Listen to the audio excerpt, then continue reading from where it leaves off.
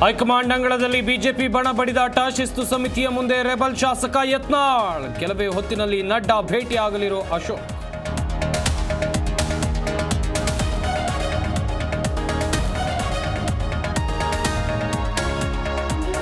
ವಕ್ಫ್ ವಿರುದ್ಧ ಮತ್ತೆ ಅಖಾಡಕ್ಕಿಳಿದ ಕಮಲ ಪಡೆ. ಯತ್ನಾಳ್ ಆಯ್ತು, ಈಗ ವಿಜೇಂದ್ರ ಟೀಮ್ ಕಹಳೆ. ಬಿಜೆಪಿಯ 3 ತಂಡಗಳು ಜಿಲ್ಲೆಯಲ್ಲೂ ಪ್ರೊಟೆಸ್ಟ್.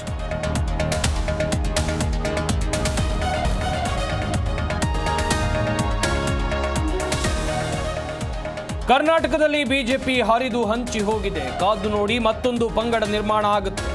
ಕಮಲ ಪಡೆಗೆ ಶಾಸಕ ಶಿವರಾಮ್ ಹೆಬ್ಬಾರ್ ಕೌಂಟರ್.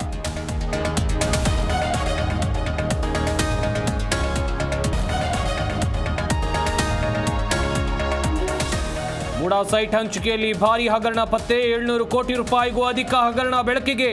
ಲೋಕಾಯುಕ್ತಕ್ಕೆ ಮಾಹಿತಿ ನೀಡಿದ ಇಡಿ ಅಧಿಕಾರಿಗಳು.